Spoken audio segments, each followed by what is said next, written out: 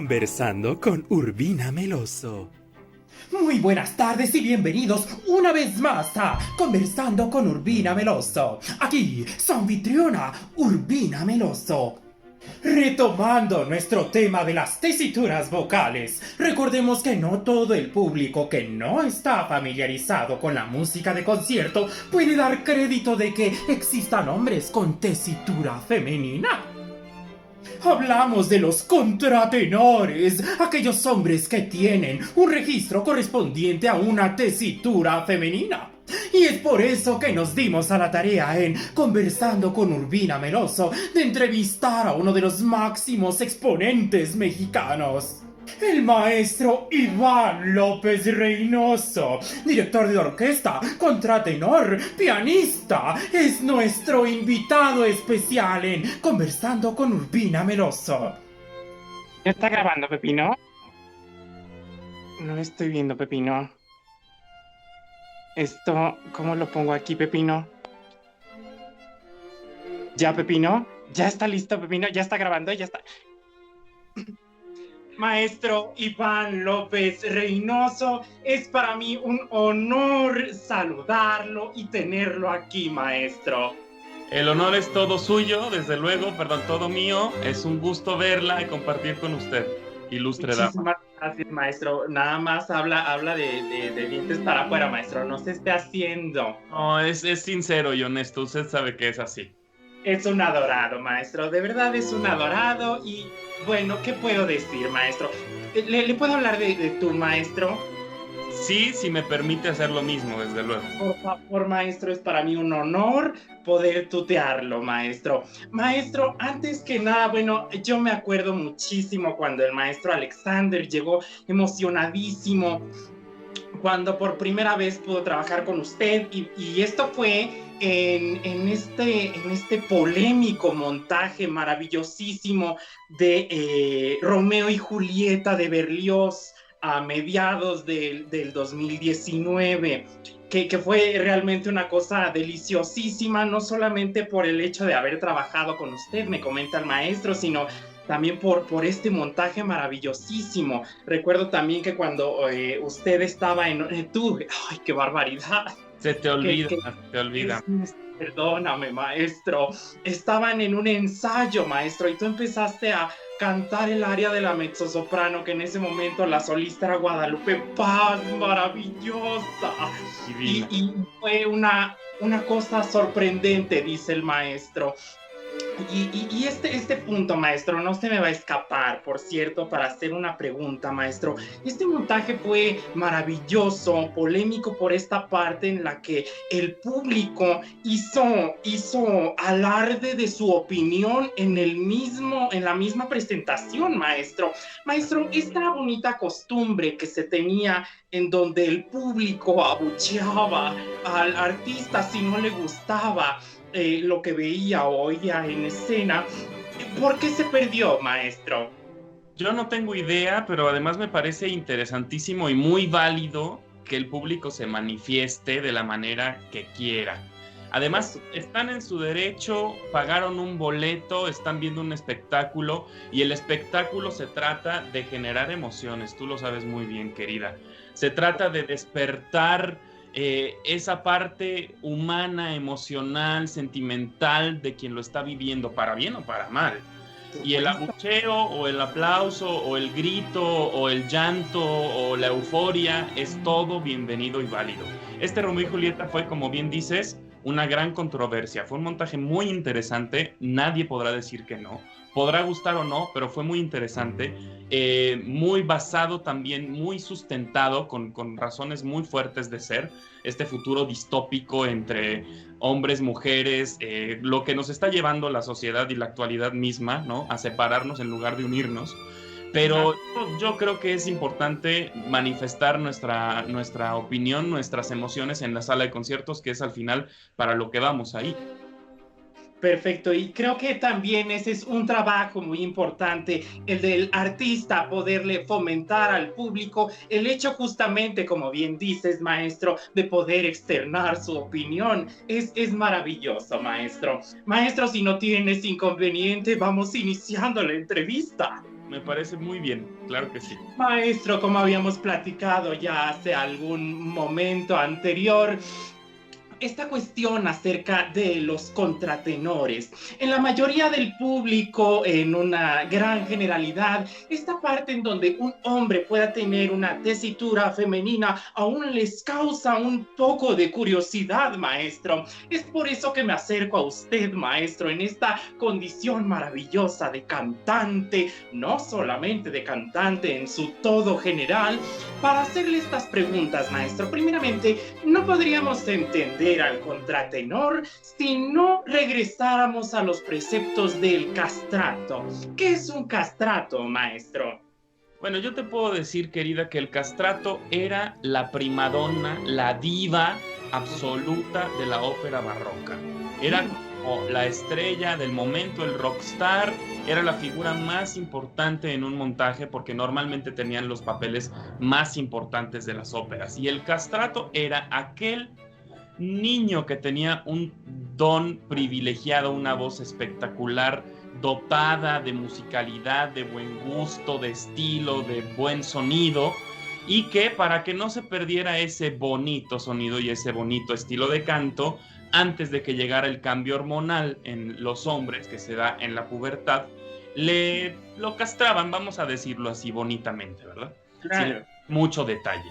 Lo castraban para que siguiera cantando así por el resto de su vida, y entonces veías a un hombre desarrollado, guapo, entregado, con una presencia escénica importante, cantando en un registro superior, en un registro de mujer, en un registro de voz blanca.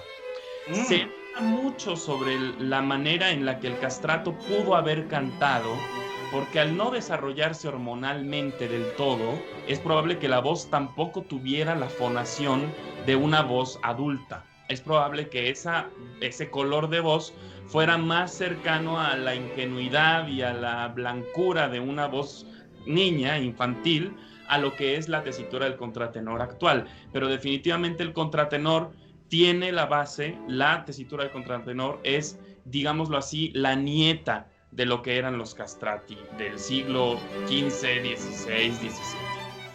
Sí, porque eso es justamente otra de las preguntas más importantes, maestro. Se tiene este precedente acerca del castrato, sin embargo, ¿cuál es en modo grosso la diferencia, además de la obvia, por supuesto, entre esta voz del castrato y la del contratenor? ¿Es esta robustez que ya le permite una sonoridad más amplia, quizá, maestro? Absolutamente es la principal diferencia. La principal diferencia es ese color varonil que tiene la voz del contratenor. La idea de la voz del contratenor es que en efecto cause una impresión distinta y cause un efecto distinto a la de una mezzosoprano cantando en el registro en el que canta un contratenor. Porque la mezzosoprano podrá tener un timbre oscuro, podrá tener una voz grave, podrá tener un sonido cavernoso, una tesitura amplia, inclusive extensa, pero lo bonito de escuchar al contratenor es la hormona, es que el hombre esté cantando un rol de hombre en una tesitura, digámoslo así, femenina, que definitivamente no es una tesitura femenina, pues está cantando un hombre, pero sí con el color de una voz femenina. Es la idea. Maestro, teniendo este precedente acerca de esta magnificencia de la voz del contratenor, ¿por qué aún en las óperas no es un hecho ya que, por ejemplo, en las óperas que están escritas para protagónicos de contratenores no se estén haciendo, bueno, castratos en aquel momento, no se estén haciendo estas óperas con contratenores, maestro? Hay un problema que surgió con la desaparición del castrato histórico, y es que los compositores dejaron de escribir para esta tesitura. Al momento de desaparecer el castrato, no había la necesidad de escribir para esa tesitura, no había quien cantara y no existía el contratenor. Y entonces todos los roles que hacían los castratos lo hacían ahora mezzosopranos. Hablo del querubino de Voz de Fígaro, hablo de los roles de hombre, por ejemplo Donizetti, que son jóvenes o que son niños, inclusive los hay en Donizetti, en Rossini, en Verdi. Y es hasta mediados del siglo XX que vuelve a aparecer la tesitura del contratenor de una manera importante, con ciertos personajes específicos importantes que lograron que esa tesitura, digámoslo así, tuviera un risorgimento, un redescubrimiento. Y es así que entonces se ve todo el repertorio que puede abordar un contratenor. Y es poco a poco que se realiza ese redescubrimiento, pero tenemos la desventaja histórica, comparándola con otras tesituras, del gran momento de desaparición de la tesitura del contratenor o del castrado. Y son esos años que tenemos que ir recuperando poco a poco. Se llegó a hacer mucha ópera barroca con mezzosopranos al no haber contratenores. Se llegó a hacer toda la ópera del siglo XIX con mezzosopranos al no haber contratenores, y ahora nos damos cuenta que el repertorio es muy flexible y que hay muchas posibilidades. Entonces hay que encender el motor, y el motor tiene que calentarse para funcionar, y creo que está empezando a arrancar muy bien todo este asunto. ¡Qué maravilla! Y tú lo acabas de decir, maestro, justamente a mediados del siglo XX, y no me dejarás mentir, surge una figura que hasta el momento sigue siendo un pilar incluso para el redescubrimiento de la música antigua. Estamos hablando, maestro, de Alfred Deller. Maestro Alfred Deller, ¿es cierto que es el estandarte de los contratenores actuales, maestro? Lo es una figura sin la cual no tendríamos lo que la tesitura es hoy en día, que es un apoyo, un sustento, un crecimiento técnico. Con Alfred Deller nos damos cuenta de todo lo que puede hacer un contratenor, y se encargó de hacer, no nada más, como bien dices tú, querida, un trabajo musicológico y de estudio y de análisis e historicista muy importante, sino de desarrollo de la tesitura. Todos los personajes que se podían cantar, óperas que se le escribieron a él, roles que estrenó, como El sueño de una noche de verano de Britten, por ejemplo, que tiene un contratenor importantísimo, y muchas otras óperas posteriores que también fueron escritas para él, llevando él, como bien dices, también el estandarte, la encomienda de sacar del olvido esta importante tesitura, esta importante manera de cantar, que además era tan querida por tantos compositores, incluyendo a Rossini, que por cierto, Aureliano y Palmira tiene un rol que se estrenó con un contratenor, Velluti, el Arsace de Aureliano y Palmira de Rossini. Te estoy hablando que eso es ya siglo XIX, todavía estrenado por Velluti. Entonces ahí empieza un poco el olvido, pero con Alfred Deller se desempolva todo este olvido y logramos conocer más profundamente esta maravillosa tesitura. En efecto, maestro, y justamente acabas de decirlo, estaba leyendo hace algunos meses un artículo acerca de las grabaciones del último contratenor, castrato, que databan de inicios del siglo XX. Estamos hablando de que justamente el descubrimiento del contratenor es realmente del siglo XX. Así es. Perfecto. Maestro, en tiempos del castrato, ¿el término contratenor existía, maestro? No existía. El castrato era la primadonna de la ópera. Inclusive había ocasiones, que roles de mujer lo hacían los castrados, los contratenores de la época. Era una figura codiciada. Hay óperas que llegan a tener 4 roles para castrado. Estoy hablando de que esa es una cantidad, como puede haber sopranos en una ópera moderna, en una ópera del siglo XIX o XX. Era el gran elemento vocal de la época. Y no te hablo, por ejemplo, de casos específicos como Farinelli, que ya es algo fuera de serie, que era como ir a un concierto de Michael Jackson, o como ir a ver Cyrus o algo así, ¿no? Era el rockstar y era la figura más importante de la ópera de ese momento, pero definitivamente el castrato, era considerado una tesitura como tal, un personaje como tal. No se le llamaba contratenor, se le llamaban alto o altus, pero no contratenor. Bien, maestro, es cierto que al ser la mutilación de los genitales, había casos en donde los contratenores crecían, los castrato crecían con malformaciones, maestro. Sucedía, porque estaban alterando la genética y estaban alterando al ser humano. Y entonces, desde luego, tenía muchas complicaciones, no nada más la incertidumbre de saber si iba a funcionar, porque se estaban jugando, era una apuesta hacer este experimento, esta alteración de la genética. Y desde luego había ocasiones que, vaya, morían o no se desarrollaban bien o tenían problemas de índole reproductiva, sexual, obviamente, de desarrollo, de crecimiento, y por eso fue también que se dejó de practicar este acto. Claro. No merecía la pena torturar y de repente tener un castrado que cantaba maravillosamente, pero que era un ser humano miserable, muy infeliz, que no tenía vida plena, o que lo convertían en un castrato y de repente se desarrollaba mal y tenía problemas glandulares y de desarrollo de órganos, y te quedaban, vaya, experimentos bastante feos, atroces. Sí, maestro, yendo un poco más hacia las preguntas personales, maestro, considerando que, bueno, no, claro, no es una tesitura habitual, maestro, ¿cuál fue tu proceso de descubrimiento vocal, maestro? Es una muy buena pregunta, querida. Yo tuve la fortuna de empezar a cantar muy joven. Yo empecé cantando como tenor.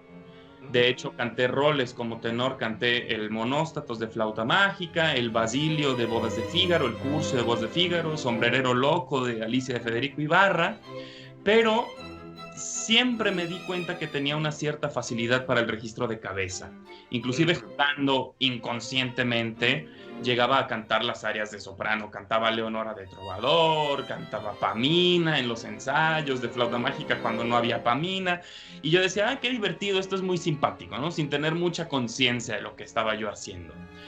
En un momento determinado, el maestro Federico Ibarra, escuchándome juguetear a cantar de contratenor, me dijo, muchacho, hay una ópera que yo tengo que es para contratenor y que tú puedes hacer muy bien, y es El Pequeño Príncipe, El Principito. Y me invitó a formar parte del taller de la maestra Tusnelda Nieto a cantar El Principito de Federico Ibarra, que es un rol para contratenor, el rol protagónico de esa ópera. Me di cuenta que necesitaba ayuda profesional, una guía más seria, más determinada, más específica. Empecé con la maestra Tusnelda Nieto, pero definitivamente quien logró que yo encontrara la plenitud de mi tesitura de contratenor fue el maestro Héctor Sosa, con quien trabajé. Claro. Ay, te perdí un segundo, pero ya te vi, te moviste, estabas como bailando conmigo. Voy a mover un poco de lugar porque estoy perdiendo un poco la señal. Ay, Pepino, ayuda por aquí. El router me lo movió. Ay, ¿sabe qué está viendo Pepino? No, esto, qué barbaridad, maestro, discúlpame. Recurres entonces con ayuda profesional del maestro Héctor Sosa, el contratenor de México. Correcto, el contratenor de México, el gran formador de las voces de contratenor de México. Descubrimos juntos mi tesitura, descubrimos juntos la flexibilidad de mi registro, empiezo a estudiar con él, a encontrar cosas con él, a probar mi registro, a probar la tesitura y las cosas específicas de la técnica, que si bien yo lo hacía un poco por intuición y por facilidad y demás, había cosas específicas que yo tenía que desarrollar. Y es gracias a él que me doy cuenta que sí puedo cantar de contratenor y que desarrollo la técnica de mi instrumento. Perfecto. ¿Y esto fue a qué edad, maestro? Esto fue a los 21 años, 22 años. ¡Qué barbaridad! ¿Y te fue fácil ya estando en esta edad, maestro, pasar a ese registro? Sí me fue fácil por esta facilidad que yo tenía previa, pero era inconsciente al principio. Y fue hasta que estudié con el maestro Héctor Sosa que logré asimilar y hacer propia la técnica del contratenor. Entenderla, entender el funcionamiento, entender cómo se necesitaba fonar el instrumento. No es nada más párate y canta de cabeza, es encontrar los resonadores, encontrar la respiración, el apoyo. Además, al estar cantando en un registro constante de cabeza, el flujo de aire cambia, la manera en la que se apoya cambia, es todo más específico, es todo más complicado. Es por ello que es también más difícil para un contratenor encontrar la afinación adecuada, porque estás manejando un flujo de aire distinto. Y todo fue lo que tuve que estudiar con él y trabajamos bastante, trabajamos mucho. Está la grabación de ese Pequeño Príncipe que grabé, pero definitivamente yo siento que en estos años soy otro cantante y he encontrado muchas cosas y sigo trabajando con el maestro Héctor constantemente. Qué maravilla, qué maravilla. Maestro, por último, en México se dijo que éramos un país semillero de tenores y sopranos. Actualmente, maestro, y te estoy hablando de no más de 8 años, yo personalmente puedo sentir que las cosas han cambiado un poco. Tú, siendo director y cantante, maestro, ¿sientes que esto es igual? Yo creo que definitivamente sigue siendo México un exportador importantísimo de voces líricas, pero definitivamente creo que ya no es nada más de tenores. Hay sopranos espectaculares, mezzosopranos espectaculares, barítonos maravillosos, menos bajos, pero sí hay bajos que han salido de México y han hecho carreras muy importantes. Alejandro López, Rosendo Flores, son cantantes que han llevado la tesitura del bajo nacional fuera de México. Y sopranos, ¿qué te puedo decir? María Catzaraba, Rebeca Olvera, mezzosopranos Cassandra Zoe Velasco, Guadalupe Paz, tenores Javier Camarena, Francisco Araiza, Arturo Chacón, Ramón Vargas. Sigue habiendo sí más tenores que lo demás, pero también hay muchos barítonos, Germán Olvera, Alfredo Daza, Carlos Almaguer. Yo sí creo que México es un lugar favorecido geográfica y humanamente para dar cantantes de ópera. Sí, definitivamente. Yo creo que la cultura mexicana es muy permisible para este tipo de expresiones en donde, bueno, hay fiesta, túpele, ¿no? Es una cosa maravillosa cultural. Maestro, ha sido de verdad un honor tenerte en el programa, siendo tú nuestro padrino de entrevistas en Conversando con Urbina Meloso. Qué honor ha sido platicar contigo, querida. Tenía mucho tiempo que no te veía, disfrutar, charlar contigo desde aquella vez en el bar de la ópera, que es mejor no contar ese tipo de anécdotas a nuestros... ¡Ay, no, maestro! Pero vaya, ha sido muy divertido volver a platicar contigo. Honor ser tu padrino y el mejor de los éxitos para ti. Maestro, qué delicia platicar contigo. Te mando un enorme y gran abrazo y muchísimo éxito, sobre todo en tu debut en Estados Unidos para el próximo año. Muy agradecido, esperemos que todo se pueda llevar a cabo de la manera más satisfactoria posible. Yo creo que para abril del año que entra estaremos ya en otro escenario, pero gracias de nuevo, con todo cariño. Maestro, me va a dar mucho gusto tenerte próximamente de nuevo aquí. Te mando un enorme abrazo, un enorme beso y seguimos en comunicación. Igualmente, gracias. Hasta luego. Ya ni la muelas, Pepino. ¿Por qué no pusiste el router más cerca? Ya me ves por toda la casa persiguiendo la señal, Pepino. Recuerde, suscríbase y comparta. Para mí fue un gusto estar con todos ustedes en esta nueva y maravillosa edición de Conversando con Urbina Meloso. Hasta la próxima. Ya para qué traes el router, Pepino. Ya déjalo así, ya acabó la entrevista.